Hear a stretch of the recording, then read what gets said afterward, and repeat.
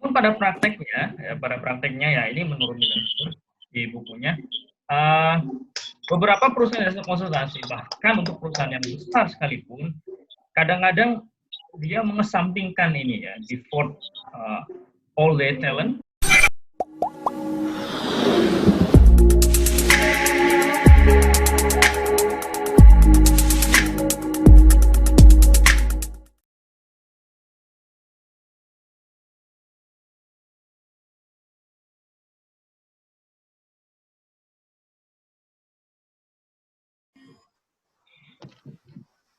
Untuk kuliah ini, untuk materi ya, materi kalian, saya sudah share ya materinya, itu ada di e-learning.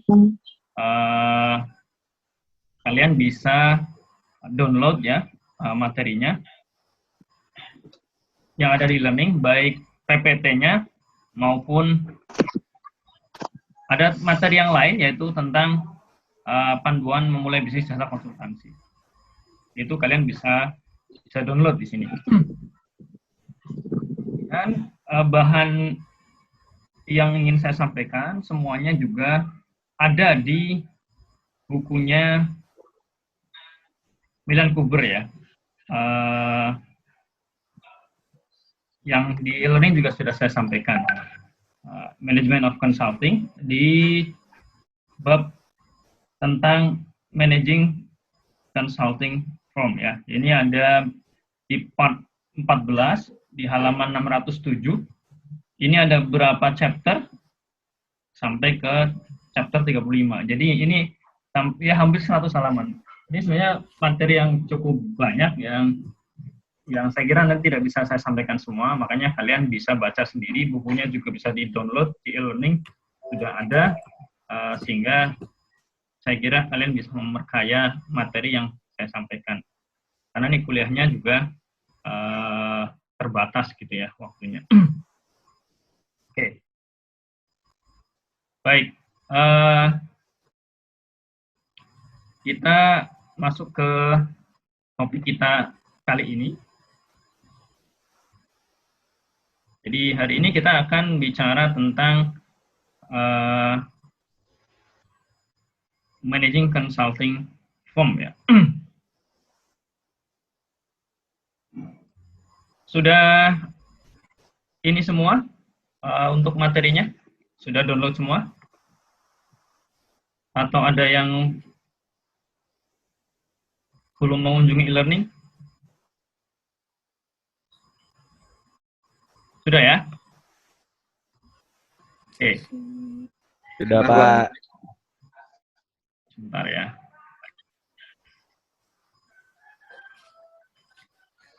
Oke.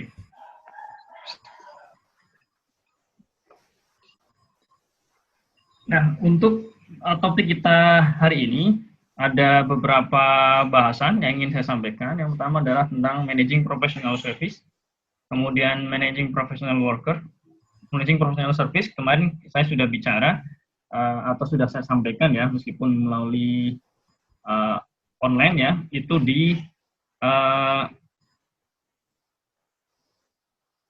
e-learning, di bahan yang kemarin saya sampaikan tentang apakah konsultan itu sebuah profesi atau bukan. Terus kemudian kita juga bicara dalam topik ini tentang konsultan itu sendiri. Jadi bagaimana professional worker ya dalam hal ini adalah konsultan itu dikelola. Kemudian di topik ini kita juga akan bicara tentang bisnis model dari jasa konsultansi. Kemudian setelah selesai kuliah ini diharapkan mahasiswa bisa memahami tentang manajemen layanan jasa konsultansi, bagaimana mengelola SDM konsultan, dan kemudian bagaimana memahami model bisnis jasa konsultansi. Oke. Sebelumnya saya ingin review saya. Oke. Saya mulai dari review ya. Review ini ada gambar atau grafik tentang yang intinya menceritakan tentang nilai bisnis dari jasa konsultasi di dunia atau industri jasa konsultasi. Ini datanya data selalu update, meskipun ini ada data yang saya update dari Statista tahun 2019, nilainya sekitar 284 miliar US dollar. Yang ingin saya tekankan di sini bahwa bisnis ini adalah bisnis besar. Ini bukan bisnis kelasnya sekedar bisnis kecil-kecilan, tapi ini bisnis besar yang nilainya miliaran dolar. Terus kemudian di slide yang keempat, ini juga kita bicara tentang data juga dari Statista sampai prediksi tahun 2020 bagaimana besarnya ya atau besaran dari bisnis jasa konsultansi. Banyak banget uangnya. Ini mulai dari berbagai macam bidang ya, dari konsultasi bidang strategi, operasi, human resources, terus kemudian ada financial advisory dan juga teknologi. Intinya grafiknya kalau kita lihat linear naik. Nilainya tadi ya kalau secara global di slide sebelumnya itu sekitar 284 miliar dolar tahun 2020. Nah, kalau ini adalah per segmen atau yang umumnya ada. Oke. Nah, dari dua slide tadi, dari dua data tadi, saya cuma menyampaikan bahwa bisnis jasa konsultasi adalah bisnis besar. Oleh karena itu harus dikelola dengan profesional. Itu kata kuncinya. Karena ini bukan bisnis main-main, bukan bisnis asal-asalan, tapi adalah bisnis yang memang nilainya besar. Oke. Sebelum saya lanjutkan, saya lupa menyampaikan bahwa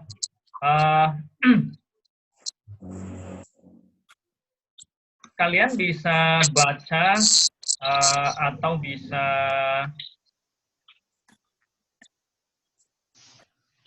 bisa lihat secara detail mengenai materi kuliah ini itu di bukunya Milan Kuber ya, di chapter tentang atau di bagian part 4 tentang managing consulting firm. Ini dari bab 27 sampai bab 35. Nah, ini karena hanya saya sampaikan dalam satu kali pertemuan kuliah, jadi tidak bisa saya sampaikan semuanya. Tapi intinya ada di situ. Kalian bisa baca, e-learning juga bisa di-download. Memang ini masih bahasa Inggris semua. Oke. Sampai sini ada pertanyaan? Ada komentar? Belum. Belum ada? Belum, Pak. Oke, bisa diterima ya? Bisa ditangkap ya? Iya. Oke. Oke, saya lanjutkan. Yang berikutnya, nah ini baru pengantar ya, kalau tadi pengantarnya. Topik ini menjadi menarik ya, karena kalau kita bicara tentang perusahaan jasa konsultansi, tujuan utamanya adalah satisfy client need ya, atau memuaskan keinginan konsumen atau permintaan konsumen. Pada saat yang sama, perusahaan jasa konsultasi juga dia harus, karena dia perusahaan istilahnya bisnis resmi, dia bukan sekedar non-profit, maka dia juga harus mencari keuntungan atau getting profit. Nah, oleh karena itu untuk mencapai dua tujuan itu, satu sisi memuaskan konsumen, sisi yang lain dia juga harus untung, dia harus dikelola secara profesional. Nah, namun pada prakteknya ya ini menurut Milan Kuber di bukunya, beberapa perusahaan jasa konsultasi, bahkan untuk perusahaan yang besar sekalipun, kadang-kadang dia mengesampingkan ini ya, devote all their talent to finding new client. Jadi dia lebih mementingkan untuk berusaha mencari klien daripada untuk kemudian atau bahkan sampai kemudian dia melupakan untuk memperbaiki manajemen perusahaannya sendiri. Ya tentu alasannya mungkin sangat rasional karena dengan adanya klien mereka dapat bayaran. Dengan adanya klien maka perusahaan bisa berjalan, bisa mendapatkan keuntungan. Tapi satu sisi mereka melupakan dapurnya sendiri istilahnya. Mereka melupakan bahwa mereka juga harus mengelola perusahaannya. Mereka memberikan advice ke perusahaan orang lain, tapi kemudian kadang melupakan untuk memperbaiki atau memanage, mengelola perusahaannya sendiri. Nah, ini umumnya yang terjadi di perusahaan jasa konsultasi. Nah, buruknya manajemen perusahaan konsultasi, ya tentu ini tidak semua, beberapa perusahaan konsultasi juga saya kira dikelola dengan bagus. Tapi beberapa atau sebagian besar yang terjadi seperti itu. Mereka mementingkan kliennya, tapi kemudian melupakan dalam negeri sendiri. Kalau dikatakan seperti itu. Nah, jeleknya manajemen itu tentu ada konsekuensi. Konsekuensinya adalah inefisiensi, ya. Inefisiensi.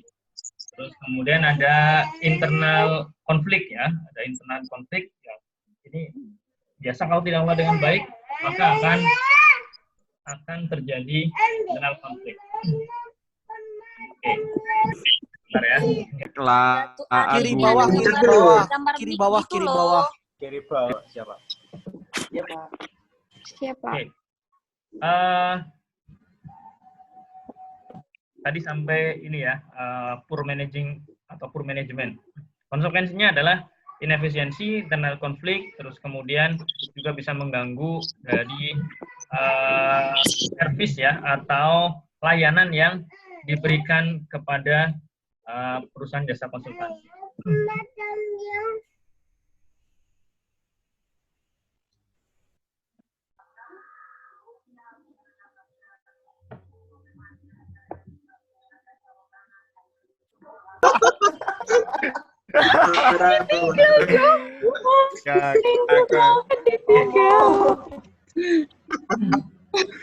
Bocil.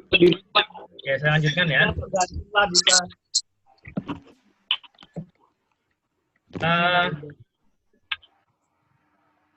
Manajemen perusahaan yang tidak bagus atau yang jelek ini biasanya justru lebih mudah dideteksi oleh klien daripada oleh konsultan itu sendiri. Jadi biasanya klien itu bisa melihat ya, ini perusahaannya manajemennya bagus atau tidak.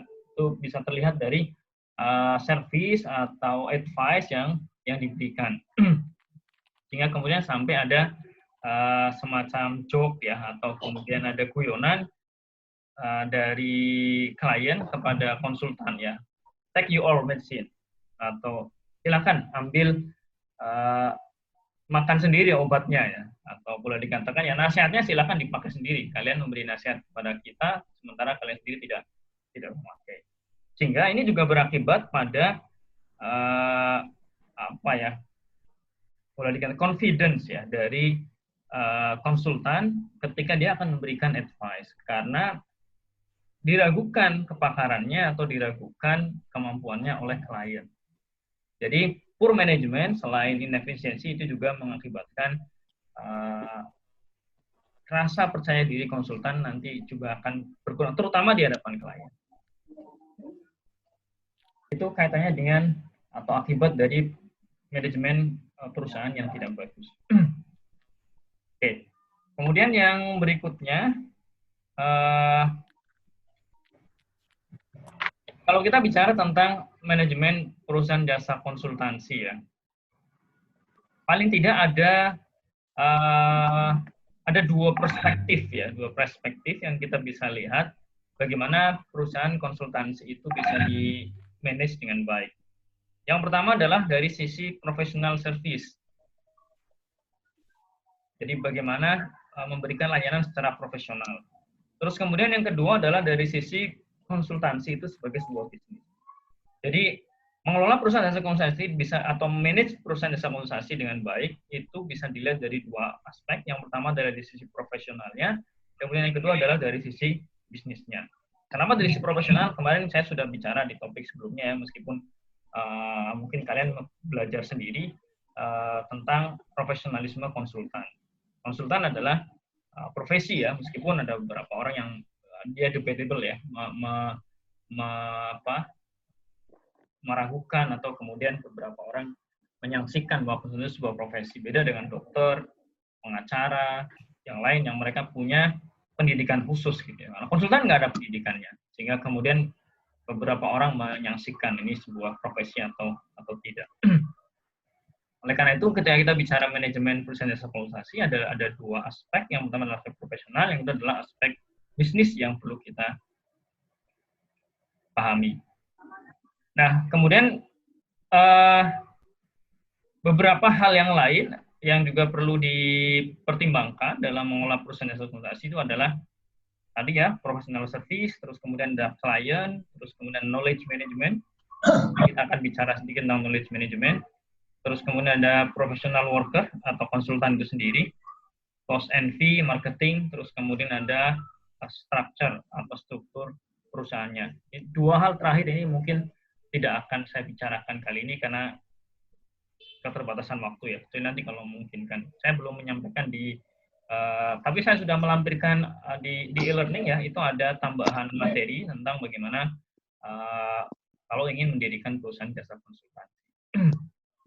Oke. Sampai sini ada pertanyaan? Ada komentar? Belum, Pak, belum. Pak. Belum. Belum. Pak. Ini Dumadu itu siapa? Dumadu. Wah, di madu, Pak. Cek. Maba, Pak. Ada yang bertanya? Pak. Yunanto, Pak. Ya, gimana? Yunanto, Pak.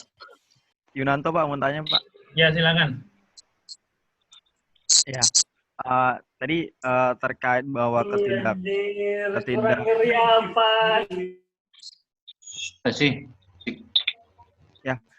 terkait tadi ketidakprofesional dari seorang atau dari jasa konsultasi, berarti kan ada etika ataupun kode etik yang dilanggar ataupun memang tidak dilaksanakan dengan baik.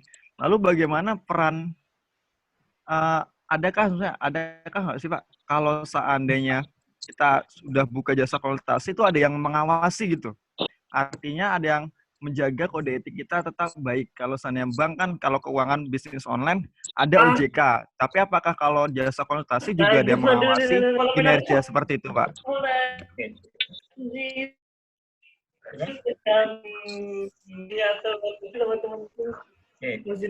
Ya, baik. Cukup ya? Oke, saya jawab ya. Terima kasih ya, Yuranto ya, pertanyaannya. Jadi kalau kaitannya dengan etika, ini kalau menurut saya itu di luar aspek manajemen.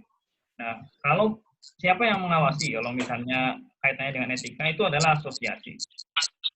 Asosiasi jasa konsultansi atau biasanya asosiasi konsultan ya. Kalau di Indonesia ini biasanya per sektor yang saya tahu ya. Asosiasi ada konsultan di bidang konstruksi, konsultan bidang hukum, berarti nanti kalau di Indonesia ada Pradi. Terus kemudian kalau konsultan di bidang psikologi, terus kemudian yang lain itu ada asosiasinya tersendiri. Kalau yang kemarin sudah saya share itu ada Inkindo ya, Ikatan Konsultan Indonesia. Tapi itu juga menurut saya masih sangat luas ya. Akan lebih efektif adalah konsultan sesuai dengan bidang masing-masing. Nah, kalau di bidang pertanian, saya belum tahu. Nah, ini mungkin juga salah satu celah saya kira ya. Kalau mungkin nanti kalian ada yang berminat, saya juga sempat memikirkan konsultan di bidang pertanian kok belum ada. Saya belum nemu terus terang ya. Kalau ada paling kalau di kita tuh ada asosiasi agribisnis, itu adalah asosiasi orang-orang ilmuwan, peneliti atau orang-orang yang tertarik di bidang agribisnis. Jadi kalau kaitannya dengan tadi kode etik yang mengawasi adalah asosiasi. Tapi kalau kaitannya dengan manajemen yang jelek, ya itu nggak ada itu yang mengawasi. Itu sama seperti perusahaan kan mau kalau urus dengan baik atau tidak ya nggak ada orang yang kecuali yang punya kepentingan bank kalau dia utang ke bank ya, karena kalau manajemennya buruk nanti dia nggak bisa bayar utang kecuali dapat penangguhan pembayaran dari Pak Jokowi ya karena corona. 1 tahun. Oke. Ya, gimana? Sudah terjawab kira-kira, Yunanto? Terima kasih, Pak. Terima kasih. Oke. Ada pertanyaan lain? Atau ada yang mau komentar? Kamal atau Anggit? Nggak ada? Oke. Baik. Baik, kalau tidak ada, saya lanjutkan ya. Oke.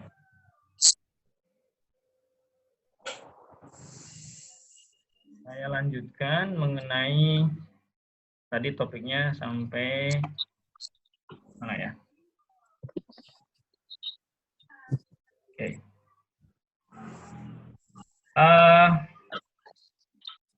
Kita tadi sudah sampai pada beberapa aspek ya dalam manajemen konsultansi yang perlu dipertimbangkan. Yang pertama kita bicara tentang bagaimana mengelola pelayanan ya, layanan perusahaan konsultansi secara profesional. Nah, yang pertama kita kembali mengingatkan tentang sunatullah atau mungkin ya the nature of consulting service atau dasar dari jasa konsultasi itu produknya adalah intangible. Intangible itu artinya dia tidak kelihatan. Beda dengan perusahaan konstruksi ya, misalnya Wika, dia produknya kelihatan, dia bangun gedung, bangun jalan tol dan sebagainya. Tapi kalau konsultasi dia produknya tidak kelihatan karena produknya berupa nasihat. Meskipun juga beberapa orang mengatakan atau rekomendasi ya, beberapa orang juga bisa mengatakan final product dari perusahaan jasa konsultasi itu adalah improvement atau perbaikan yang terjadi pada perusahaan lain.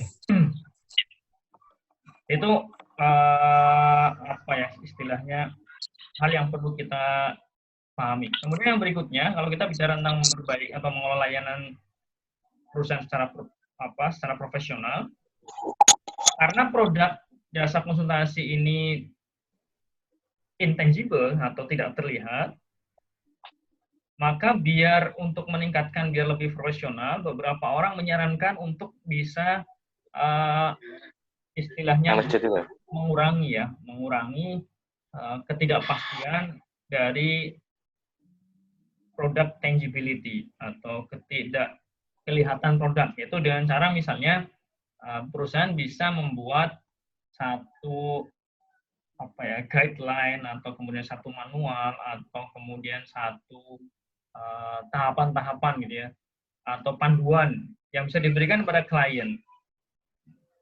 Nanti mungkin bisa hasil analisa dan sebagainya sehingga itu akan lebih meningkatkan profesionalitas. Jadi tidak cuma sekedar datang memberikan nasihat, rekomendasi, tapi juga memberikan semacam panduan bagaimana klien itu nanti akan melaksanakan advice dari konsultan. Jadi ini salah satu bentuk bagaimana kita bisa meningkatkan rasa profesional dan itu akan lebih terlihat. Klien juga akan lebih melihat bahwa perusahaan ini bukan perusahaan asal-asalan, tapi perusahaan yang memang benar-benar kan dia ada guideline-nya bagaimana ketika pertama kali konsultan datang, cara kemudian dia menggali informasi dan sebagainya. Terus kemudian bagaimana berdiskusi dengan klien, itu ada panduannya. Nah, ini akan membuat perusahaan sisi profesionalnya itu bisa terlihat. Jadi ini trik ya yang sangat sederhana tapi kemudian bisa meningkatkan profesionalitas. Kemudian yang berikutnya, aspek lain adalah bagaimana mengelola hubungan dengan klien. Kita pernah bahas satu topik tersendiri tentang hal ini, bahwa there is no client, there is no consulting. Apabila tidak ada klien, maka tidak ada layanan konsultansi. Oleh karena itu, memelihara hubungan dengan klien itu menjadi kemudian hal yang sangat penting. Sehingga juga disebutkan di textbook ini misalnya bahwa klien itu adalah customer capital ya bagi perusahaan konsultan. Jadi dia merupakan modal besar bagi perusahaan konsultansi untuk bisa menjalankan bisnisnya. Oleh karena itu harus di-create ya. Jadi klien itu nggak cuma ditunggu tapi di-create. Create itu ya dicari, diciptakan bagaimana orang kemudian bisa membutuhkan jasa kita. Terus kemudian di-build up, di-maintain, di-improve, dan bahkan di-expanded ya, atau diperbesar, diperluas pasarnya, atau rejuvenated ya, atau diremajakan ya. Kalau misalnya kliennya sudah lama, bisa kita istilahnya gali lagi. Dulu udah pernah memakai jasa kita, sudah lama tidak memakai, sudah saatnya bisa kita hubungi lagi, barangkali dia memerlukan. Oke. Kemudian yang berikutnya, oh ya, sebelum saya lanjutkan, ini sudah mungkin hampir menit ke-40 ya, karena kita pakai yang free. Mungkin nanti kalau sampai menit ke-40 bisa jadi nanti mati sendiri ya. Nanti akan saya kirimkan lagi link meeting-nya ya, setelah di restart. Oke, sampai sini ada pertanyaan? Komentar? Ada? Gimana?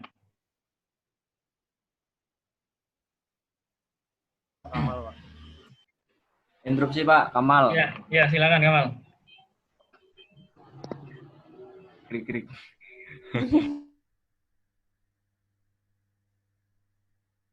Gimana Kamal? Nggak kedengeran suaranya? Yang kenceng mau. Cek. Udah keras ini Pak. Ya udah. Silakan. Ya terkait dengan produk dari konsultasi ini kan intangible tadi Pak. Yep. Kan tidak jelas ataupun tidak bisa dilihat gitu. Bagaimana kita sebagai klien itu bisa menilai apakah ini bagus dari usaha konsultasi itu, atau melihat masalah itu terpecahkan, itu sebuah penilaian untuk kinerja dari konsultasi itu Pak. Sudah? Ya. Oke. Ada yang mau berkomentar atau menjawab pertanyaan Kamal?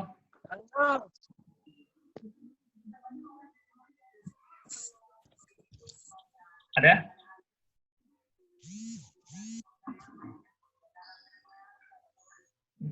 Ada? Mas Faisal ini kayaknya Faisal? angkat tangan. Angkat tangan. Silakan.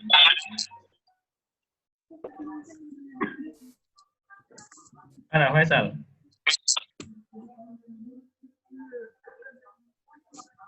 Nggak ada, nggak jadi.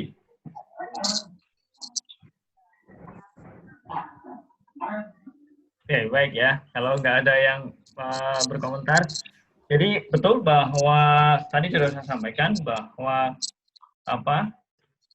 produk jasa konsultansi itu intangible ya, atau tidak terlihat. Maka salah satunya biar kita lebih profesional adalah kita bisa membuat lebih terlihat, misalnya dengan membuat guideline, terus kemudian membuat panduan, manual guide, dan seterusnya. Nah, bagaimana kita, kalau misalnya kita sebagai klien, menilai satu perusahaan ini produknya bagus atau tidak? Cara paling mudah adalah kita melihat track record dari perusahaan tersebut. Bagaimana dia, klien-klien dia yang sudah dia bantu itu seperti apa. Makanya kalau kalian lihat ya, ini ada perusahaan konsultasi di bidang advertising. Contohnya misalnya di Indonesia yang cukup terkenal adalah Dwi Sapta Advertising. Dwi Sapta Advertising, dia biasanya kalau dia promosi atau iklan, itu yang dia sebutkan adalah klien-kliennya apa saja. Ya, misalnya dia punya klien Kacang Garuda, dia kelola iklannya Kacang Garuda, setelah dikelola sama dia, omsetnya naik. Gitu ya. Nah, itu kita bisa lihat dari situ. Gitu ya. Jadi dari track record-nya. Makanya konsultansi itu, karena dia promosi sama seperti misalnya pengacara ya. Pengacara itu kalau kita ingin lihat dia sukses atau tidak, karena dia kan tangible. Produk pengacara kan tangible. Dia pendampingan kasus hukum. Jadi lihat kasus-kasus yang dia selesaikan gimana, dia selalu menang atau enggak di pengadilan. Gitu ya. Biasanya seperti itu. Atau misalnya kalau yang sekarang biasanya dia sering masuk TV atau enggak gitu ya. Kalau sering masuk TV biasanya dia terkenal. Makanya kalau kalian lihat banyak pengacara-pengacara yang dia mengambil kasus-kasus yang sebenarnya kasus itu hanya kontroversi aja, tapi dia ambil, bahkan dia berikan secara gratis. Karena dia ingin membangun yang namanya track record gitu ya. Dan kalau pengacara udah masuk TV itu biasanya harganya sudah berbeda. Tarifnya sudah mungkin per jam, sudah bukan per kasus lagi. Jadi kalau ingin lihat produknya bagus atau tidak, cara paling mudah adalah dari track record-nya. Makanya kalau kalian jadi perusahaan akuntansi, salah satu yang juga nanti bisa melihat ya, selain tadi manual guide, kalian juga harus bagus membuat company profile. Company profile yang bagus ini bisa jadi tawaran buat perusahaan. Kalau sekarang company profile nggak cuma dalam bentuk hard copy, tapi juga kalian bisa bangun di sosial media, terus kemudian bisa bangun di website, dan lain sebagainya. Oke. Kira-kira terjawab nggak, Kamal?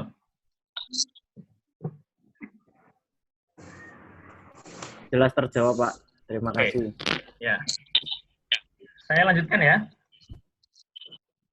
Oke, tadi kita sampai kepada tentang produk. Oke.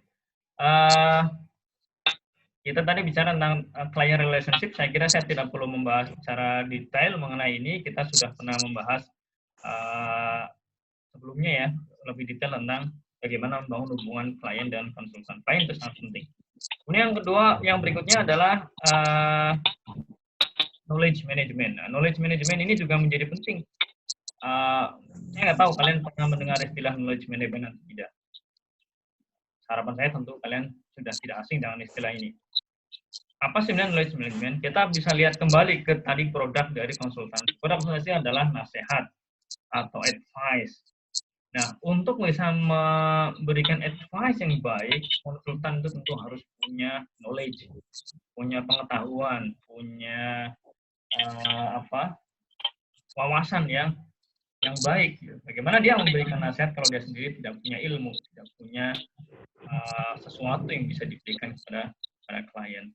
Nah, oleh karena itu, ya maka di sini kan to be able to transfer knowledge to client, consultant firm create, develop, and manage its own knowledge base.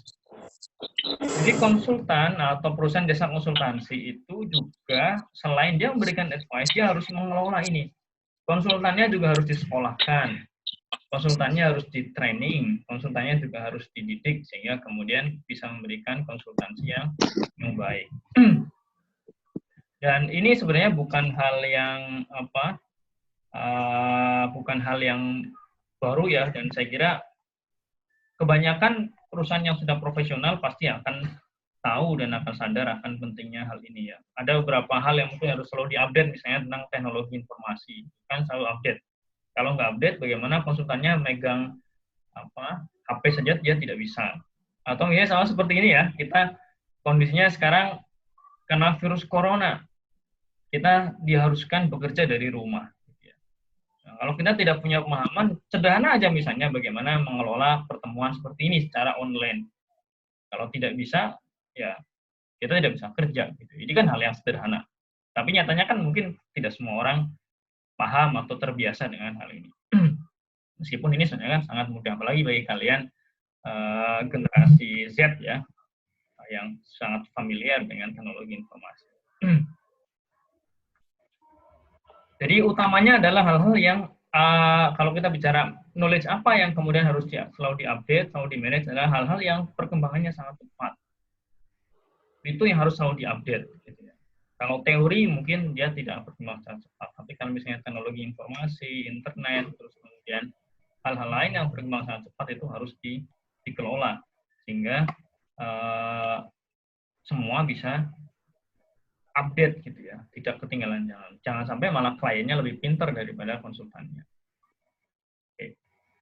Next, yang berikutnya adalah managing professional worker. Kita bicara pengelolaan perusahaan jasa konsultansi. Di situ ada pekerja profesional yaitu konsultan. Nah ini juga harus dikelola dengan baik. Problemnya adalah tadi ya, kemarin yang di materi kuliah kemarin saya sampaikan tentang perdebatan bahwa konsultan itu adalah profesi karena dia tidak mempunyai basic pendidikan khusus, beda dengan dokter atau perawat yang dia harus sekolah di bidang tertentu dan orang yang tidak sekolah di situ tidak bisa masuk. Tapi konsultan semua orang bisa masuk. Nah ini juga menjadi hal yang penting bagaimana kemudian para pekerja profesional atau konsultan itu kemudian bisa dikelola dengan baik. Beberapa perusahaan konsultan besar biasanya dia mengharuskan persyaratan khusus ketika seorang mau mendaftar atau mau apply sebagai konsultan. Misalnya dia harus lulus pendidikan tertentu. Misalnya untuk konsultan pajak lulus akuntansi, terus kemudian dia sudah punya apa istilahnya kalau di akuntansi itu kayak semacam pendidikan menjadi seorang akuntan. Nggak cuma sarjana ekonomi, tapi dia juga seorang akuntan ya. Kalau di belakangnya tulisannya ada gelar AK misalnya, atau certified accountant ya kalau sekarang. Jadi ini juga harus dikelola dengan baik. Saya nggak tahu juga nih kalau misalnya kita memiliki perusahaan jasa konsultasi di bidang pertanian, yang misalnya spesifik, misalnya konsultan pertanian organik, gitu ya. Mungkin juga konsultannya harus punya sertifikat organik, dia sudah pernah mendapatkan satu pendidikan khusus tentang pertanian organik. Oke, itu mengenai professional worker. Nah, ini masih berkaitan dengan professional worker. Jadi sekarang ada kecenderungan, bukan kecenderungan ya, ini boleh dikatakan yang sering terjadi di perusahaan jasa konsultasi adalah turnover ya, karyawan atau konsultan yang sangat tinggi. Turnover itu artinya orang keluar masuknya itu sangat mudah. Jadi orang bisa masuk perusahaan konsultansi, dia besok kemudian keluar ya. Itu sangat tinggi di perusahaan jasa konsultansi. Karena seorang mungkin juga dimotivasi juga ya. Misalnya dia sudah cukup pengalaman, dia sudah tahu seperti ini pengelolaan jasa perusahaan konsultansi, dia ingin mendirikan sendiri. Nah, ini juga perlu dikelola dengan baik. Jangan sampai kita sudah punya proyek, konsultannya nggak ada, karena konsultannya pada resign semua, ingin mendirikan perusahaan sendiri. Nah, ini juga perlu diantisipasi. Kemudian yang berikutnya, ini ada beberapa tantangan ya, challenge dalam pengelolaan SDM, perusahaan jasa konsultansi. Ini bisa dilihat di manajemen consulting, punya Milan Kubur di halaman 613. Misalnya dia mengatakan bahwa ada beberapa hal yang kemudian menjadi tantangan dalam pengelolaan manajemen atau SDM jasa konsultasi. Kalian bisa baca lebih detail di sini ya, mulai dari bagaimana merekrut konsultan yang qualified, terus kemudian develop atau mengembangkan kemampuannya dan seterusnya, sampai kemudian bagaimana agar orang bisa tetap bertahan ya di satu perusahaan. Oke, next adalah kalau tadi kita bicara sisi profesional, kita bicara sekarang sisi bisnisnya. Perusahaan jasa konsultasi ini adalah perusahaan bisnis, oleh karena itu dia juga harus dikelola dengan baik. Umumnya perusahaan jasa konsultasi adalah labor intensif, ya biasanya padat karya ya, istilahnya kalau dalam bahasa Indonesia adalah perusahaan padat karya. Jadi karena perusahaan padat karya, maka relatif biasanya tidak padat modal. Nah, tapi saat ini dengan perkembangan teknologi informasi, jasa konsultansi ini sekarang cenderung untuk lebih ke padat modal, karena orang harus invest di bidang teknologi informasi. Orang perlu invest tentang komputer sistem, bikin website, buat database, terus kemudian ada license ya, orang harus punya lisensi untuk kemudian bisa, contoh misalnya adalah pertanian organik kan, orang bisa saja mengklaim pertanian organik, saya organik, tapi harus ada sertifikatnya dulu. Terus kemudian harus ada penelitian. Nah, ini kecenderungan ke depan dalam konteks bisnis, perusahaan jasa konsultasi ini akan lebih kepada capital intensif atau padat modal. Jadi ini juga perlu dipertimbangkan mungkin bagi kalian yang tertarik untuk terjun di bisnis ini, tidak sekedar mengandalkan orang, tapi ke depan mungkin akan juga perlu mengandalkan investasi yang lumayan. Oke. Kemudian berikutnya ini kita bicara tentang bisnis model. Bisnis model, kalian tahu nggak bisnis model itu apa? Ada yang tahu? Enggak, Pak. Nggak tahu. Sekarang gini aja, saya mau tanya. Konsep bisnis. Gimana? Konsep mungkin tanah gerak konsep. perusahaan. Jadi kalian tahu perusahaan taksi yang cukup besar Bluebird ya? Oke, Ya, Bluebird sama GoCar atau GrabCar itu bedanya apa? Atau persamaannya dulu deh, persamaannya mereka ya. Mereka adalah sama-sama jasa untuk mengantarkan orang ya, atau taksi lah boleh dikatakan seperti itu. Perbedaannya apa antara Bluebird dengan GoCar atau GrabCar?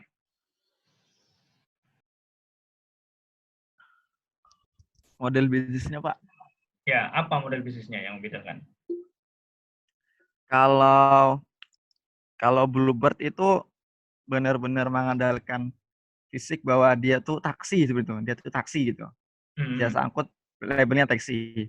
Oke. Tapi kalau GoCar atau GrabCar dia sudah basisnya internet. Jadi dia tidak disebut taksi, tapi memang menggunakan mobil pribadi. Artinya yang punya Grab itu tidak perlu harus punya aset fisik mobil. Jadi dia cukup punya aset fisik data, maka dia juga bisa sama-sama menjadi bisnis transportasi. Oke. Ya, bisa. Yang lain, ada yang mau nambahkan dari Yunanto? Ini yang apa? Kalau menurut Ya, silakan. Riko. menurut saya, iya Pak Viko. Ya Grab atau Gojek itu langsung menggunakan aplikasi, sedangkan kalau apa yang taksi yang satunya tuh nggak pakai aplikasi. Sederhananya gitu sih. Kalau menurut saya. Oke. Ya. Ya, memang betul ya. Jadi kalau GoCar atau GrabCar dengan Bluebird itu bedanya adalah di bisnis modelnya. Beberapa orang mengatakan kalau GoCar atau GrabCar itu sebenarnya bukan perusahaan taksi, tapi dia adalah perusahaan teknologi informasi. Jadi artinya dia tidak sekedar jualan jasa untuk mengantarkan orang, tapi dia lebih dari sekedar itu. Karena sangat berbeda ya. Kita mau pesan taksi lewat Bluebird kan kalau nggak ngadang di jalan, telepon ke operator. Ya, itu aja kan. Ya mungkin sekarang sudah ada aplikasi ya, beberapa misalnya kalau di Jogja ada Taksi dan sebagainya. Saya mungkin beda dengan GoCar atau apalagi misalnya Gojek ya perusahaan induknya misalnya dia kan sekarang sudah ganti logo ya, logonya yang seperti logo apa itu kalau di on off itu ya, ada titik, ada buletan. Dia ingin membuat orang tidak cuma sekedar bicara Gojek itu nggak sekedar bicara orang antar orang, tapi semuanya kita bisa ngapa-ngapain dengan satu aplikasi. Dengan satu pencet bisa beragam bisa beragam layanan yang bisa kita dapatkan. Oke. Oke, kita kembali ke tadi ya mengenai bisnis model dari perusahaan jasa konsultansi. Secara tradisional atau umumnya bisnis jasa konsultansi itu didasarkan pada dua prinsip dasar. Yang pertama adalah hiring people, top talent if possible. Kemudian charging client a fee per hour or a day atau per project ya, for gaining access to this talent. Jadi bisnis model umumnya perusahaan jasa konsultasi adalah dia meng-hire orang yang mempunyai expertise atau mempunyai kepakaran tertentu, dan setelah dia meng-hire orang, kemudian dia mencari klien yang nanti akan membayar jasa dari orang yang ahli itu. Ini umumnya bisnis model yang terjadi gitu ya. Nah, secara tradisional perusahaan jasa konsultasi kemudian dia utilize, dia istilahnya dia menggunakan aset itu dalam hal ini adalah konsultan secara optimal untuk bisa mendapatkan uang. Artinya bagaimana menggunakan keahlian konsultan untuk mendapatkan klien yang klien itu nanti akan membayar. Nah, ini secara sederhana umumnya bisnis model dari perusahaan jasa konsultansi. Nah,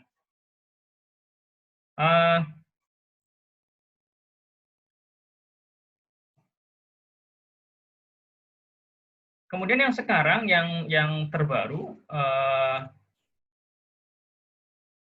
bisnis jasa konsultansi itu setidaknya ada dua model ya. Ada tiga model baru dalam jasa konsultasi. Yang pertama adalah ini dikenal dengan istilah collaborative consulting. Collaborative consulting. Terus kemudian yang kedua adalah continuous consulting. Terus kemudian yang ketiga adalah instant consulting. Kita akan bahas satu-satu. Yang pertama, collaborative consulting. Jadi dalam model bisnis ini, perusahaan itu dari sekedar meng-hire expert, dia lebih kepada menawarkan flexible access ya to top talent. Jadi dia tidak harus punya expert, tidak harus punya konsultan yang pinter-pinter, tapi dia punya akses terhadap orang-orang pintar. Jadi dia kolaboratif. Jadi artinya dia bisa menggunakan jasa expert dari perusahaan lain. Tidak harus dari dirinya sendiri. Tidak harus dari milik perusahaan sendiri. Jadi kalau dulu, yang tadi ya tradisional model, itu kan dia meng-hire orang pintar, jadi konsultannya, kemudian menawarkan kepada klien. Tapi sekarang, dia tidak harus punya konsultan yang pintar, tapi dia punya akses. Punya akses. Nah, bisnis model ini menjadi istilahnya tren adalah tentu dengan adanya tren sekarang ya, terlebih dengan adanya tren misalnya kalau milenial. Milenial itu kan orang yang tidak suka dengan tidak suka terikat. Dia senang namanya freelance ya. Sehingga kemudian banyak orang-orang yang kemudian dia independen. Dia menjadi konsultan independen, dia bisa bekerja pada banyak perusahaan konsultan. Nah, kolaboratif konsultansi ini juga bisa juga dalam arti dia bisa bekerja menggunakan jaringan pada berbagai macam proyek yang berbeda dengan berbagai perusahaan yang berbeda. Sehingga dia bisa mengambil konsultan dari perusahaan A, dari perusahaan B, perusahaan C, dan seterusnya untuk mengelola proyeknya. Nah, ini bisnis model collaborative consulting. Jadi, konsultannya tidak harus punya sendiri, yang penting dia punya akses. Hampir sama dengan istilahnya kalau bisnisnya Gojek ya. Gojek itu kan dia tidak punya akses, dia tidak punya mobil sendiri, tapi dia punya akses terhadap mobil orang lain untuk bisa dipakai. Ya, cuma tinggal charge tambahan sekian. Oke. Kemudian yang berikutnya ada continuous consulting. Continuous consulting ini artinya di sini maksudnya adalah bahwa model bisnis ini dia memaintain existing client. Jadi ini seperti layanan langganan gitu ya. Jadi seperti layanan langganan. Jadi dia bagaimana mengelola klien yang kemudian terus-menerus akan menggunakan jasanya. Atau ada istilah subscription ya, sama seperti misalnya kalian subscribe di satu layanan tertentu gitu ya. Jadi ini intinya adalah continuous consulting ya. Jadi intinya adalah kita memberikan perusahaan itu mengoptimalkan klien yang sudah ada dan kemudian dia bagaimana mengelola klien itu agar terus-menerus menjadi kliennya. Nah, ini model bisnis yang kedua dari perusahaan jasa konsultansi. Kemudian model yang terakhir ini adalah instant consulting. Ini gambarnya instan ya. Jadi intinya sebenarnya sangat mudah dalam konteks ini, atau kita bisa melihat cukup mudah. Jadi dalam konteks instant consulting ini juga karena perkembangan teknologi informasi ya. Jadi biasanya ini umumnya adalah terjadi pada sektor-sektor yang dia membutuhkan gerak cepat, ya, membutuhkan satu advice yang cepat, sehingga dia membutuhkan satu nasihat yang instan. Tapi instan itu tidak kemudian istilahnya juga asal-asalan gitu ya. Dia juga perlu yang namanya riset. untuk advice yang digunakan. Meskipun ini sifatnya kadang gaming ya. Gaming itu artinya ya apa istilahnya ya? Kayak semacam gambling kali ya. Karena dia memang membutuhkan satu advice yang cepat. Mungkin karena lingkungan bisnis yang menuntut seperti itu, atau mungkin karena persaingan bisnis yang sangat cepat. Atau bisa jadi contoh seperti sekarang ya. Sekarang dengan adanya coronavirus ya. Contoh misalnya yang paling mudah yang dihadapi misalnya PLN.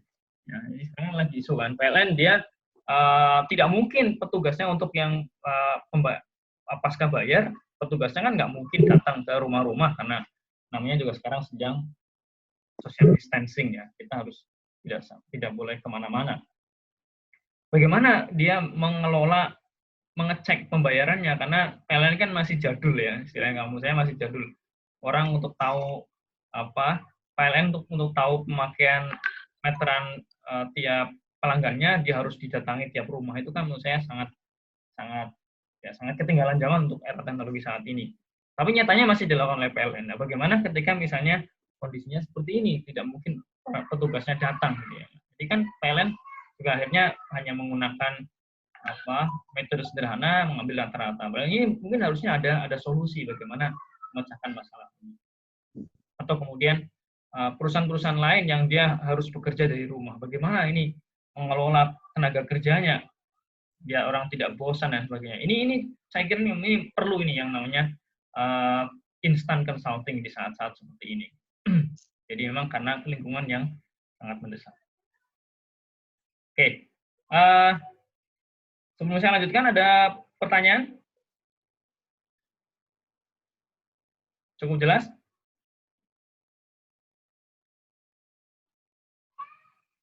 Oke, baik. Kalau tidak ada, saya selesaikan ya. Ini tinggal sedikit, insya Allah.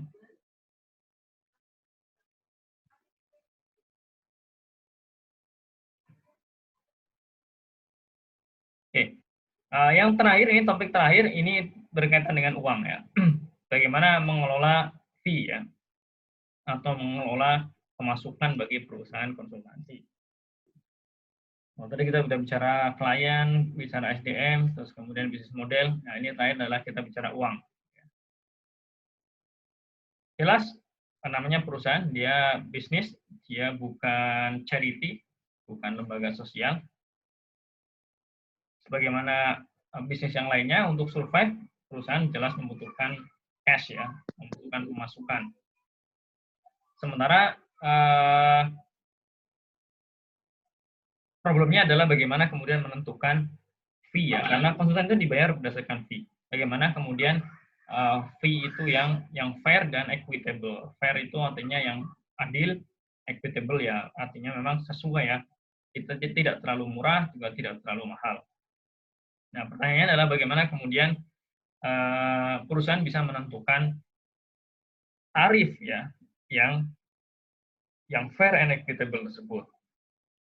Nah, kalau kita bicara tentang fee dalam konteks perusahaan konsultansi, aturan yang pertama adalah consulting business is to be flexible. Jadi aturannya adalah fleksibel. Tidak ada satu aturan tertentu, tidak ada harga eceran tertinggi atau harga eceran terendah yang menentukan berapa kemudian klien harus membayar atau tidak boleh membayar kepada klien. Jadi itu rule of thumb-nya istilahnya. Aturan pertama adalah fleksibel. Artinya ini juga bisa dikatakan dalam istilah yang lain adalah negotiable atau negotiable. Ini bisa dinegosiasikan antara klien dengan konsultan. Tapi meskipun itu fleksibel, don't sell yourself short ya. Artinya make sure you pay what you are worth. Ya, kita harus memastikan kita dibayar memang layak gitu ya. Kita dibayar layak ya. Artinya nggak murah-murah amat. Bahkan kadang-kadang malah kalau terlalu murah bisa membuat klien itu meragukan. Ini kok murahan sekali, gitu kan? Konsultan seperti ini kalau cuma dibayar misalnya 10 juta, padahal biasanya sampai 100 juta atau mungkin 200 juta. Mematok harga. Ya, bisa saja untuk mematok harga ya, mematok harga. Saya kira tidak masalah. Yang penting memang tadi rumusnya adalah fair and equitable, tidak terlalu tinggi dan terlalu. Meskipun ini tidak mudah, terutama tidak mudah ini terutama bagi new entrepreneur consultant, bagi konsultan-konsultan pendatang baru ya, bagi para pemain baru. Kalau pemain lama dia sudah tahu harganya berapa dan dia sudah tahu pasarannya berapa. Tapi pemain baru ini biasanya ini yang kemudian kadang-kadang undercharge, atau dia merasa karena dia pemain baru kemudian dia ngecasnya itu terlalu murah ya, untuk servis yang dia berikan. Nah, kesalahan ini bisa dimengerti karena biasanya ya kebanyakan konsultan itu biasanya dia akan mencoba untuk ya jangan sampai harganya kemahalan karena nanti khawatirnya kliennya tidak akan menggunakan. Nah, kemudian yang berikutnya juga karena biasanya konsultan baru itu dia belum mempunyai strong relationship yang baik dengan klien, sehingga dia khawatir karena hubungannya belum bagus, dia sudah men-charge mahal, khawatirnya nanti kliennya tidak jadi. Nah, pada dasarnya consulting fee itu bervariasi ya, tergantung lokasi dan juga target industri. Tapi yang kemudian umumnya sama adalah bahwa ada kesamaan kerangka ya, kerangka kerja ketika untuk menentukan pricing structure atau struktur harga. Nah, yang paling mudah adalah tadi kembali kepada asosiasi. Makanya ini pentingnya bagi konsultan itu adalah dia punya atau aktif dengan asosiasi. Kita tahu harganya itu bagaimana sih, seberapa sih kalau untuk pemain baru kita bisa ngecas berapa sih. Jadi ini yang pertama, karena tadi dia fleksibel, tidak ada satu patokan tertentu, kita nggak seperti jualan bensin atau Pertamax ya yang sudah ditentukan oleh pemerintah harganya berapa. Jadi yang paling mudah tentu adalah asosiasi, dan tentu kita juga bisa melihat dari servis kita ya, kita bedakan dengan orang lain seperti apa sehingga klien bisa dapat apa, dan itulah yang kemudian bisa kita tarik fee-nya atau harga kita berapa. Oke. Ya, itu kurang lebih untuk aspek yang terakhir adalah aspek fee ya. Ada pertanyaan? Pertanyaan lagi? Aziz, Pak. Ada, Pak. Ya, silakan. Aziz, Pak. Ya, silakan. Langsung nge-lag. Ini kan kita ngomongin manajemen konsultan ya, Pak. Ya. Dari awal sih ngomongin seperti itu. Nah, ini kan sebelum ngomongin jauh ke manajemen, sebagai yang mau, misalkan orang yang mau mendirikan perusahaan konsultan gitu, seperti apa, Pak, gitu? Apakah sama dengan prosedur-prosedur perusahaan lain untuk mendirikan perusahaan gitu? Terima kasih, Pak. Ya. Gitu, Pak. Pertama itu secara detail itu sebenarnya ada materi ya yang di e-learning itu berkaitan dengan bagaimana langkah-langkah mendirikan jasa konsultansi. Tapi kalau umumnya ya, kalau perusahaan konsultansi biasanya dia membuat partner ya, istilahnya ada beberapa konsultan, kemudian berkumpul, kemudian dia bersepakat untuk mendirikan satu associate ya misalnya, atau kemudian bahkan dalam bentuk perusahaan. Jadi yang pertama adalah konsultannya dulu ada, karena itu kan ininya apa istilahnya resource utamanya dari perusahaan jasa konsultansi. Itu yang pertama. Kemudian mereka bersepakat, bisa 2 orang atau bahkan bisa 1 orang ya. Kalau mungkin ada single fighter, 1 orang sendiri kalian mendirikan perusahaan. Kalau katanya dengan nanti aspek hukumnya, saya kira sama dengan perusahaan-perusahaan lain. Kalau misalnya kalian mau membentuk satu badan hukum ya, apakah PT, CV atau yang lain. Tapi yang pasti konsultannya itu harus ada. Dan biasanya umumnya tadi dia membuat yang namanya ada gabungan beberapa orang konsultan, ahli 2 atau 3 atau 5, dia membuat yang namanya associate partner. untuk kemudian bersama-sama sepakat mendirikan perusahaan konsultansi. Kemudian yang berikutnya ya saya kira sama seperti perusahaan-perusahaan yang lain ya. Kalau misalnya kita mau membidik satu pasar tertentu, kita mau mencari klien seperti apa, nanti kita tinggal dipetakan. Terus kemudian tadi ya, yang menurut saya sangat penting adalah kita bergabung dengan asosiasi. Karena dengan asosiasi kita bisa tahu, bisa belajar dari orang-orang yang sudah lebih dulu, gitu ya. Bahkan ada beberapa orang yang kemudian menyarankan ya, kalau kita mau mendirikan perusahaan jasa konsultasi, kita istilahnya mentoring ya, kita mencari mentor. Jadi hampir sama dengan misalnya kalau kalian mau jadi pengacara terkenal, kalian biasanya kerja dulu ke kantor pengacara yang sudah terkenal, belajar di sana bagaimana mengelola kasus, bagaimana mengelola klien. Nah, setelah kalian cukup matang, kalian keluar, kemudian mendirikan perusahaan sendiri. Ini mungkin menurut saya cara yang paling safety ya, kalau dikatakan, karena kita tahu medan gitu ya. Tapi kalau kalian entrepreneur ya, punya jiwa yang istilahnya suka dengan tantangan, ya saya kira tidak masalah gitu ya. Sekarang juga startup bisnis kan juga banyak juga yang berdiri tidak melalui proses mentoring, meskipun kebanyakan tetap melalui proses mentoring ya. Contoh misalnya Gojek ya, Nadiem Makarim, dia juga dulunya dia sudah bekerja di perusahaan besar ya, startup juga serupa di tingkat internasional.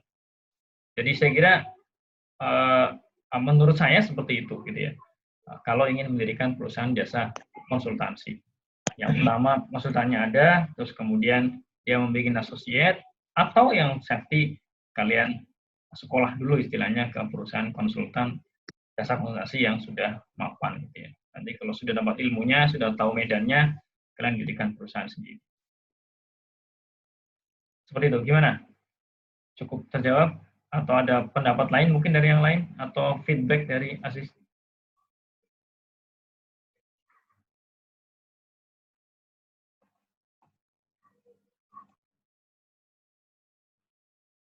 Halo?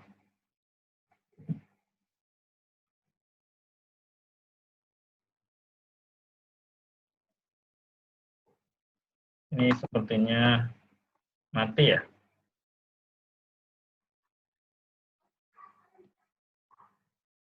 Oke. Triknya dong, triknya. Halo? Aku di luar. Terima kasih. Diam. Udah ada kuliah lagi. Kuliah. Ngomong gua kuliah Ya, tapi kayaknya ada break tadi. Oh, Oke, gimana tadi Aziz? Cukup sudah terjawab atau ada komentar lain atau feedback atau dari yang lain? Sudah Pak, sudah terjawab. Oke. Ada pertanyaan lain? Nggak bisa ngasih feedback, Pak. Nge-lag. Tadi nge-lag. Pak mau nanya Pak. Oke, Viko silakan. mau bertanya. Siapa nih? Viko Pak. Oh, Viko, ya, silakan. Kan tadi mungkin sudah dijelaskan sama Bapak, tapi karena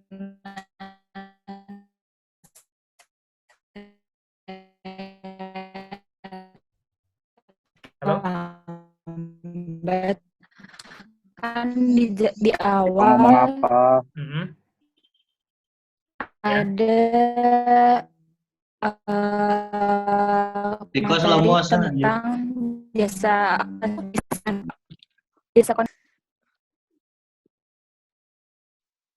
Ini kayaknya suaranya putus-putus ya? Iya Pak, sinyalnya mungkin koneksi Pak. Rapat.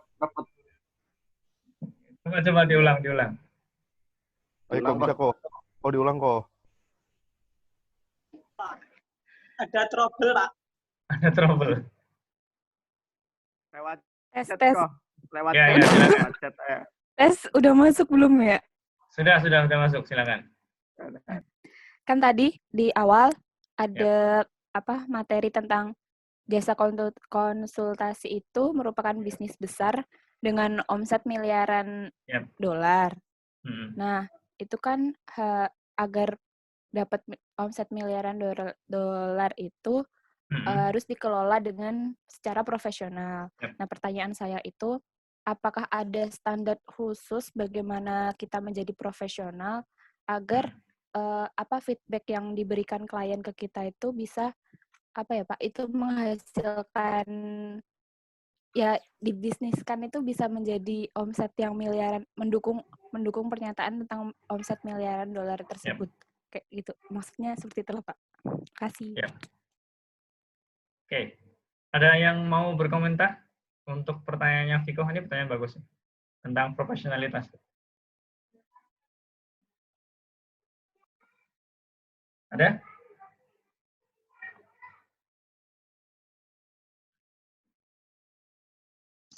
Saya coba, Pak. Boleh, silakan. Oke, kan tadi tentang profesionalitas ya, seperti yang Bapak jelaskan, tapi itu membuat kayak suatu, kalau saya bayangannya nih Pak, kayak ada paket untuk profesional itu seperti apa? Misal perusahaannya tuh ingin mencapai sesuatu lah, nanti tuh dibuat paket ketika udah mencapai yang titik A, berarti dia udah mencapai profesionalitasnya tuh dengan gaji sekian, terus kemudian jika lebih jauh, berarti gajinya lebih naik. Jadi kayak gimana dia menyelesaikan dalam membantu konsultasinya itu sampai selesai permasalahan perusahaannya tuh sekompleks apa. Jadi nanti dibuat kayak susunan paketnya gitu Pak. Menurut saya sih. Oke. Mungkin nggak itu Pak? Gimana Viko? Maksudnya seperti itu nggak? Iya bukan. Tadi yang dijawab sama Tri Puji. Mana Viko hari? Hadir Pak. Sinyalnya sudah. Oke. Gimana itu tadi? Sama nggak yang ditangkap? Jadi susunan hampir mendekati sih Pak, tapi masih bingung tentang bagaimana menjadi tadi maksudnya bagaimana profesionalitasnya itu ini perusahaan ya, bukan konsultan ya? Diukur secara spesifik gitu kan Pak, berarti ya? Iya perusahaan. Berarti dalam konteks perusahaan ya? Itu sendiri kan Pak? Atau bagaimana? Oke. Ya, kalau menurut saya kalau dalam konteks perusahaan sebenarnya nggak ada ukuran-ukuran tertentu ya. Istilahnya nggak ada regulasi tertentu dia yang dikatakan profesional itu yang seperti apa. Sebenarnya yang paling mudah untuk mengukur itu adalah tingkat kepuasan dari klien, gitu ya. Bagaimana klien itu bisa merasakan servis atau layanan yang kita berikan. Atau paling mudahnya adalah tadi kan produk jasa konsultasi itu kan ada dua. Yang pertama adalah advice, kemudian yang kedua turunan dari advice itu adalah improvement yang kemudian terjadi atau yang kemudian bisa dirasakan oleh klien, gitu ya. Jadi kalau kemudian klien itu kemudian merasa dia menjadi lebih baik setelah dibantu oleh konsultan, itu boleh dikatakan bisa dikatakan dia sudah berhasil, ya, sudah profesional. Kalau yang ukuran-ukuran yang lain, saya kira itu normatif ya sekarang, karena kita tidak ada aturan tertentu ya yang kemudian mengatakan bahwa perusahaan ini profesional karena misalnya kantornya bagus gitu ya, atau kemudian karena yang lain aspek-aspek yang lain. nggak ada aturan tertentu. Yang pasti tadi kan suatu perusahaan tidak profesional itu biasanya paling mudah tahu adalah klien, karena klien yang akan merasakan servisnya. Sama seperti kalian lah ya, kita kalau misalnya kita merasakan satu layanan satu toko misalnya, kita bisa tahu perusahaan itu bagus tidak kan setelah kita mendapatkan layanan servis. Ini perusahaannya kok atau tokonya kok bagus banget itu misalnya dari kliennya, terus kemudian kita dikasih stroke, kita dikasih mungkin ada feedback yang lain, dan seterusnya. Jadi kalau menurut saya, feedback dari klien itu kemudian juga cukup penting untuk bisa mengukur profesionalitas dari satu perusahaan. Bagaimana, Viko? Oke, ya. Masih ada pertanyaan lain? Kalau tidak ada, sebelum saya cukupkan, saya ada yang mau saya sampaikan terkait dengan praktikum dan juga untuk kelanjutan proses pembelajaran berikutnya.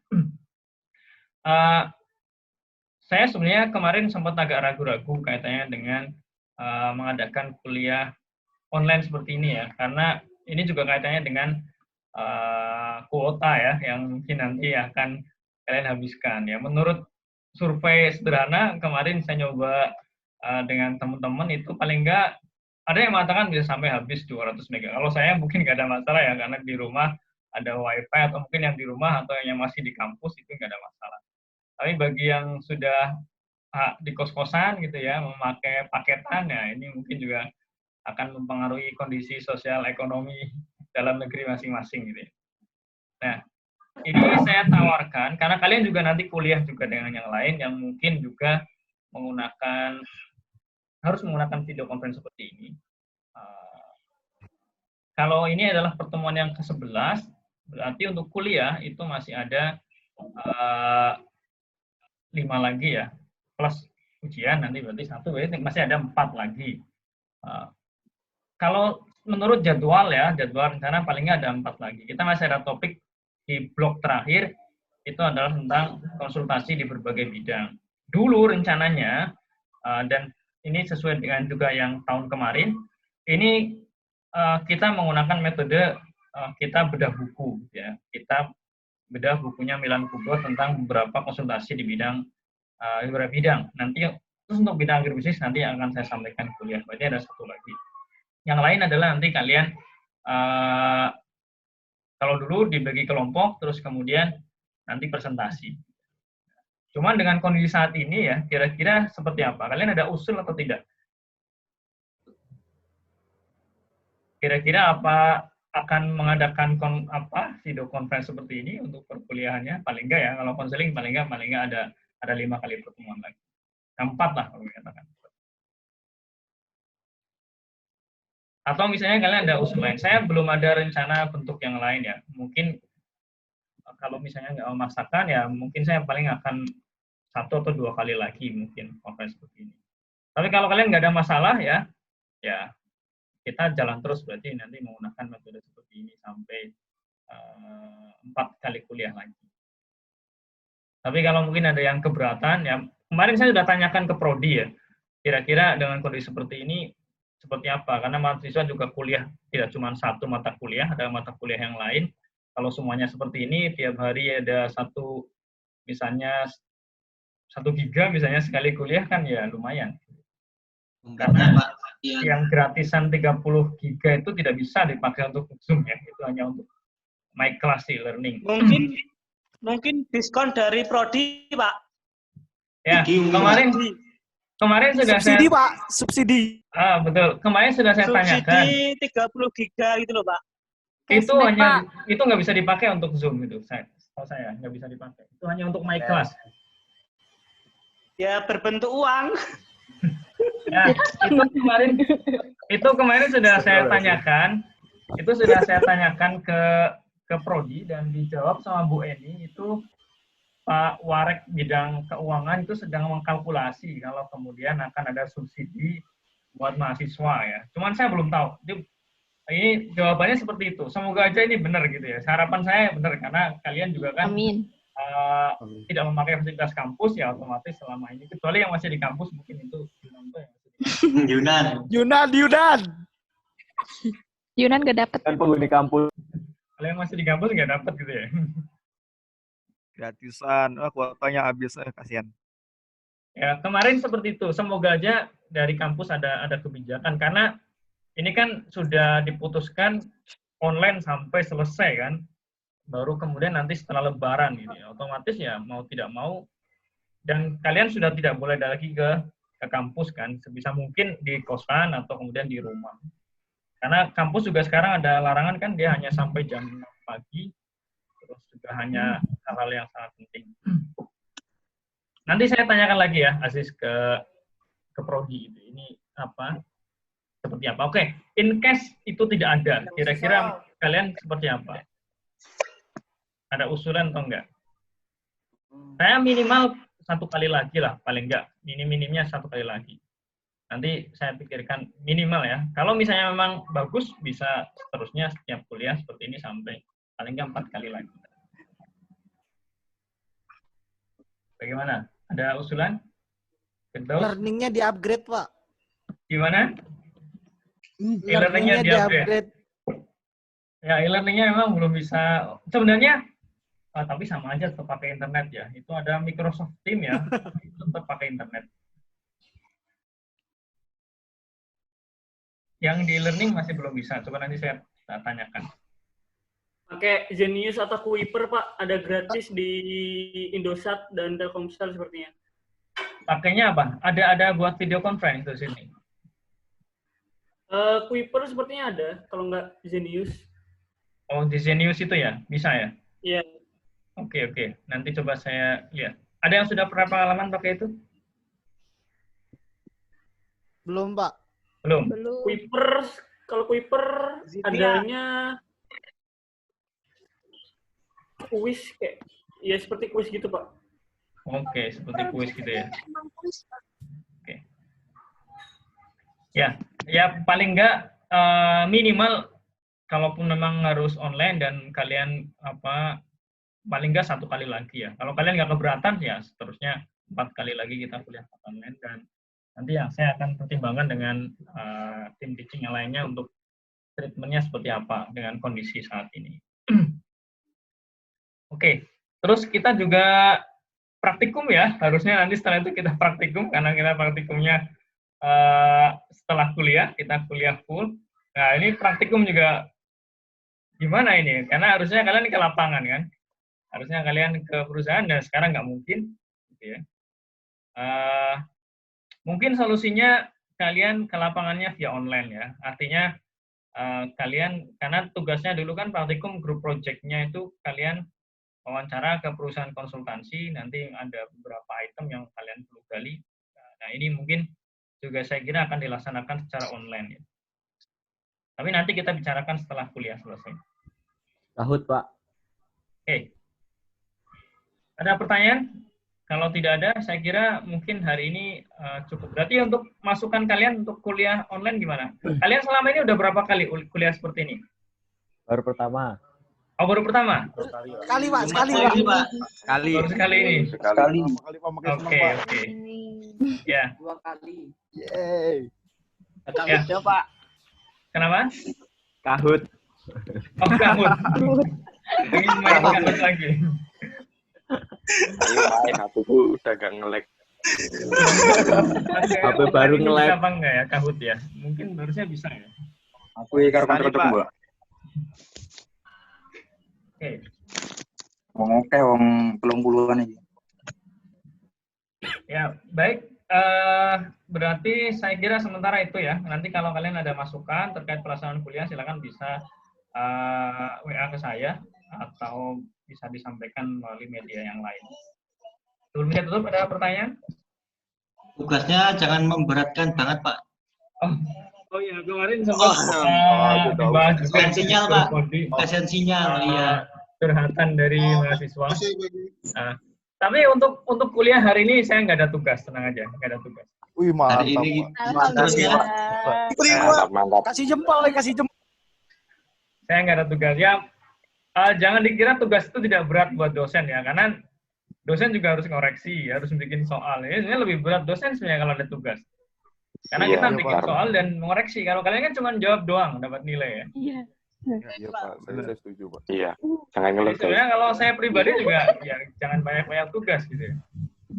Diskusinya di dosen ini ngasih nggak, Pak? tugas itu Pak yang bikin masalah, Pak. Kenapa? Banyakin doa aja, Pak. Banyakin doa. Ya, banyak berdoa, hati-hati ya, jaga kesehatan, jaga Jaga iman, Pak. Jaga imunitas. Kalau Bekasi mengerikan, Pak. Ya Pak, corona Pak ya. Oke. Pak, absennya sampai mana? Gimana? Absen? Apanya? Presensi katanya. Oh, presensi. Presensi, Pak. Absennya bagaimana? Presensinya nanti ini kan ada sudah saya screenshot ya. Siapa saja yang ikut. Oh, background saya bagus kan, Pak ya? Mungkin belum semua ya. Nanti KKN. Yang KKN udah ganti belum namanya? Bentar, saya lagi KKN. Ya. KKN sudah. Pak Belajo, Pak. Dede Arianti masa depan. Sekarang tanggal 26 ya. Oke.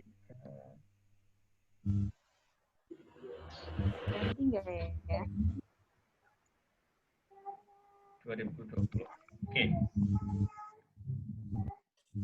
Pak, ini Satu. teman saya belum nganu, Pak. Gimana? Keluar, Pak.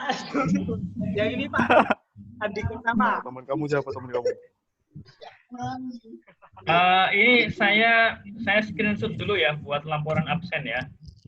Ya, Pak, boleh, Pak. Ntar lu, Pak. Ya, Bosan login, dulu, login, Pak. yang belum login. Oke, Pak. Bosan dulu, Pak. Bosan dulu, Pak. Dulu, Pak. Bosan dulu ya, Pak. Bosan dulu.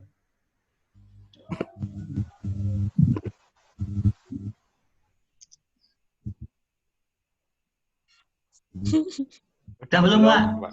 Nah, satu lagi. Ini karenanya harus 2 halaman ya ininya. Oh, screenshot. Partisipannya itu, Pak, yang lebih jelas, Pak. Ya. Oke, sudah ini semua insya Allah.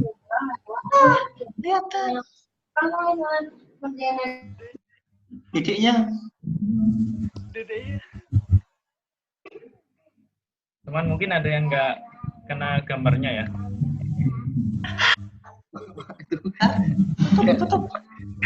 Ya, kalau bagi saya sendiri kan saya nggak tahu ya, kalau saya nggak memilih absen gitu ya. Jadi sebenarnya Apa itu? cuman ini buat laporan ke prodi saja kalau sudah dilaksanakan kuliah online. Kewer aja. Oke, baik, saya kira itu ya. Nah, ini saya akhiri, tapi kalian masih bisa melanjutkan kalau kalian melanjutkan karena sudah saya setting. Ini bisa dimulai dan bisa diakhiri tanpa saya sudah masuk terlebih dahulu. Oke, baik. Itu ya, cukup ya. Iya, Pak. Oke, terima kasih. Jaga kesehatan. Nanti saya informasikan untuk pekan depan kuliahnya seperti apa lewat Irfan ya atau lewat Ciko ya. Siapa? Ya. Terima kasih. Sehat-sehat selalu. Assalamualaikum warahmatullahi wabarakatuh. Waalaikumsalam warahmatullahi wabarakatuh. Terima kasih, Pak.